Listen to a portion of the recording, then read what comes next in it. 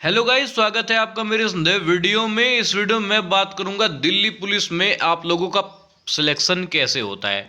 आज मैं आप लोगों को ये बताऊंगा दिल्ली पुलिस में चयन प्रक्रिया सिलेक्शन प्रोसीड परिभाषित करके मैं आप लोगों को बताऊंगा कि आप लोगों का फर्स्ट लेके एंड मूवमेंट तक क्या रहने वाला है। ठीक है, तो वीडियो को एंड तक देखना। अगर आप लोग भी दिल्ली पुलिस कांस्टेबल में भर्ती होना चाहते हैं या आप लोगों ने इस ये जो वैकेंसी है, न्यू वैकेंसी 2025 की, इसमें आप लोगों ने फॉर्म डाल दिया है, तो इस वीडियो को जरूर देखना कि आप लोगों का प्रोसेस क्या रहने वाला है। ठीक है, उसके पहले मैं आप लोगों को एक मुख्य बात बता दूं। आप लोग पुरुष कैंडिडेट हैं, ठीक है, एक पुरुष कैंडिडेट हैं आप लोग, तो आप लोगों को डीएल बनवाना बहुत ज़रूरी है। अगर आप लोगों ने फॉर्म भर दिया है तो फॉर्म में नहीं मांगेंगे वो डीएल। आप लोग का ड्राइविंग लाइसेंस जो है दस्तावेज सत्यापन के तत्पश्चात मांगते हैं वो लोग। जब आप लोगों का डॉक्यूमेंट वेरिफिकेशन होगा तो उसमें आप लोगों को जो है दिल्ली पुलिस कांस्टेबल में भर्ती होने के लिए ड्राइविंग लाइसेंस बहुत ज़रूरी है पुरुष कैंडिडेट के लिए। ठीक है, तो आप लोग जल्दी से जल्दी, अगर आप लोगों ने अपना डीएल नहीं बनवाया है तो आप लोगों ने अपना डीएल जरूर बनवा लो। ठीक है, क्योंकि आप लोगों के लिए बहुत ही मोस्ट इम्पॉर्टेंट है। और महिला कैंडिडेट के लिए मैं आप लोगों को एक चीज़ बता दूं, आप लोग अपना वजन बढ़ाइए। अगर आप लोगों का 40 केजी से नीचे है तो आप लोग जो है छट जाओगे।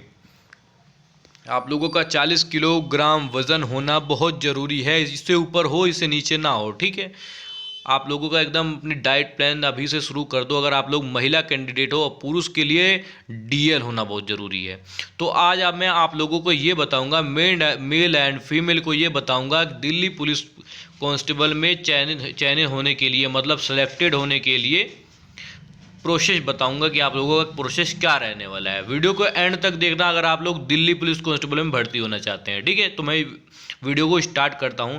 दिल्ली पुलिस चयन प्रक्रिया सिलेक्शन प्रोसेस परिभाषित रूप में। ठीक है, दिल्ली पुलिस में कांस्टेबल या अन्य पदों पर भर्ती एसएससी सिलेक्शन कमीशन के माध्यम से की जाती है। इनका कहने का मतलब ये है कि जो परीक्षा है आप लोगों की, वो उसकी एसएससी द्वारा करवाई जाएगी। जो आप लोगों का एग्ज़ाम होगा वो सीबीटी एग्ज़ाम होगा। कहने का मतलब ये है कि कंप्यूटर बेस्ड ऑनलाइन एग्ज़ाम होने वाला है। आप लोग कंप्यूटर के सामने बैठेंगे और आप जैसे बहुविकल्प क्वेश्चंस आपने करा होगा, उसमें बहुविकल्प क्वेश्चंस आता है। ठीक है, कंप्यूटर में जैसे एक क्वेश्चंस के 4 ऑप्शंस होंगे, आप लोगों को टिक करना है। ठीक है, अब उसमें भी एक प्रोसेस ये है कि जो अगर आप लोगों ने गलत आंसर दिया तो उसमें नेगेटिव मार्केटिंग है। ठीक है, नेगेटिव मार्केटिंग कुछ पॉइंट की है, मैं आप लोगों को सब बताऊंगा आगे वीडियो तक जो है एंड तक देखो। ठीक है, जो आप लोगों का कंप्यूटर आधारित परीक्षा सीबीटी कंप्यूटर बेस्ड टेस्ट होगा। ठीक है,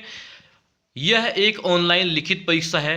मतलब कहने का मतलब हाथ नहीं चलाना है, कंप्यूटर चलाना है। ठीक है, यह एक ऑनलाइन परीक्षा है जिसमें अभ्यर्थी जनरल नॉलेज, रीजनिंग, मैथ और कंप्यूटर की ज्ञान क्षमता का परीक्षण किया जाता है। कहने का मतलब यह है कि आप लोग कितना पढ़े हैं। आप लोगों को पहले से ही, सबसे पहले मैं आप लोगों को एक चीज़ बता दूं कि अगर आप लोग ये सोच रहे हैं कि दिल्ली पुलिस कांस्टेबल में आप लोग तुक्का के भरोसे जाएंगे ना, तो आप लोगों की बहुत बड़ी गलती है। ये ध्यान रखना इस चीज़ का।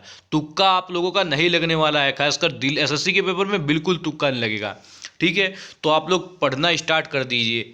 तुक्का उसका लगता है जो बच्चा मेहनती होता है, पूरी तरह से एकदम अपने अंदर कॉन्फिडेंट रखता है कि हाँ मैं कर निकाल दूंगा पेपर, अच्छी तरह से पढ़ के आता है, तो उसका भी तुक्का जो है कभी कभार लगता है। कंपटीशन बहुत ज़्यादा टफ है मेरे दोस्त, अच्छी तरह से पढ़ाई करोगे तभी पास होगे, तभी सिलेक्शन ले पाओगे दिल्ली पुलिस कांस्टेबल में। तुक्का के भरोसे जाओगे तो ज़िंदगी भर रह जाओगे। गिनती की जो है कुछ ही साल मिलते हैं आप लोगों के लिए भर्ती होने के लिए। ठीक है, लेकिन उसमें भी आप लोग तुक्का लगाएंगे। ठीक है, बार बार भर्ती नहीं आएगी, ऐसे ही रह जाओगे। तो अच्छी तरह से मेहनत करो। ठीक है, तो उसके आगे मुख्य बिंदु है जो कुल प्रश्न, मतलब आप लोगों के दिल्ली पुलिस कांस्टेबल के एग्जाम में कुल प्रश्न होंगे आप लोगों के 100 नंबर के, और कुल अंक, मतलब कुल मार्क्स आप लोगों के होंगे 100 नंबर के, मतलब कि 100% 100 नंबर के होंगे। ठीक है, कुल समय उन क्वेश्चन दिल्ली पुलिस कांस्टेबल के एग्ज़ाम में बैठने के लिए, जैसे आप लोग एग्ज़ाम देखो करोगे तो उसका समय आप लोगों को निर्धारित है 90 मिनट। ठीक है, मैंने पीछे अभी कहा था मैं आप लोगों को नेगेटिव मार्केटिंग बताऊंगा कि एग्ज़ाम में आप लोगों की नेगेटिव मार्केटिंग है 0.25 की आप लोगों की नेगेटिव मार्केटिंग रहने वाली है। ठीक है,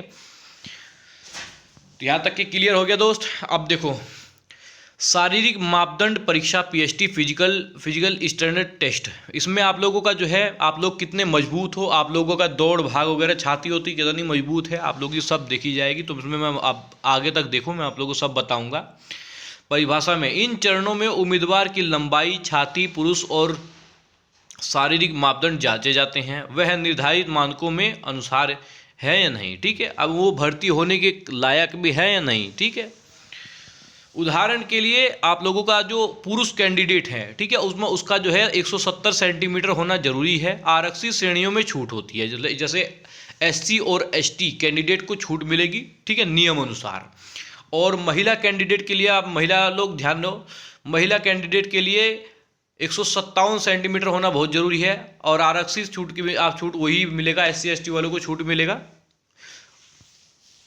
उसके बाद जो है शारीरिक दक्षता परीक्षा पीटी फिजिकल टेस्ट में देखो क्या होता है कि इस परीक्षा में उम्मीदवार को दौड़ने की क्षमता, स्टेमिना और फिजिकल फिटनेस का परीक्षण किया जाता है, जिसमें पुरुष उम्मीदवार को, ठीक हो जी, हो ध्यान से देखो, पुरुष लोग ध्यान से देखो कि पुरुष उम्मीदवार को 1600 मीटर दौड़ करवाई जाती है, लॉन्ग जंप करवाया जाता है, हाई जंप करवाया जाता है। ठीक है, उसके बाद महिला कैंडिडेट ध्यान दे, 800 मीटर की दौड़ महिला कैंडिडेट को करनी है, लॉन्ग जंप करनी है और हाई जंप करनी है। ठीक है, यहाँ तक क्लियर हो गया।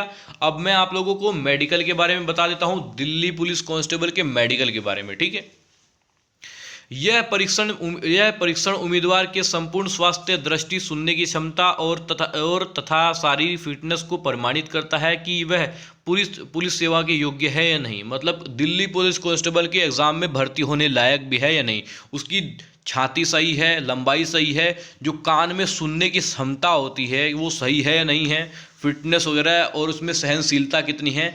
ठीक है, ये तो दौड़ के पता चल जाएगी आप लोगों की सहनशीलता कितनी है। भाई आप लोग फिजिकल भी अपना ध्यान दीजिए। दिल्ली पुलिस कांस्टेबल किसी राज्य सरकार के अंडर में नहीं है, ये गृह मंत्रालय के अंदर में है, ध्यान रखना इस चीज़ का है। अब मैं आप लोगों को बता दूं, जब सारा प्रोसेस से आप लोग जाते आगे बढ़ते रहोगे, जब आप लोगों का सिलेक्शन होता रहेगा और आगे बढ़ते रहोगे, तो दस्तावेज सत्यापन, डॉक्यूमेंट वेरिफिकेशन, डीवी, ठीक है, इसमें आप लोग ध्यान रखना, आप लोग अपना जो कागज है शुरू से लेके एंड तक के अच्छे से रखना।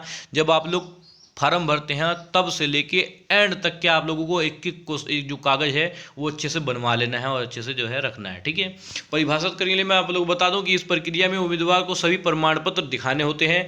जैसे देखो, शिक्षित योग्यता, जो नोटिफिकेशन में आप लोगों का होगा, शिक्षित योग्यता, जाति प्रमाण पत्र, पहचान पत्र प्रमाण पत्र, डोमिसाइल, अन्य जो है आवश्यक दस्तावेज की जाँच की जाती है कि वो सही है या नहीं। ठीक है, और उसके बाद आती है अंतिम merit list, final merit list. परिभाषा में मैं आप लोगों को बता देता हूं कि सभी चरण सफलतापूर्वक करने के बाद लिखित परीक्षा के अंकों पर आधार पर जो है अंतिम चयन की सूची जारी की जाती है। इनका कहने का मतलब जो फाइनल मेरिट होती है उसमें बच्चों का सिलेक्शन का निर्धारित होता है कि फाइनल जो है सिलेक्टेड है बच्चा या नहीं है। ठीक है,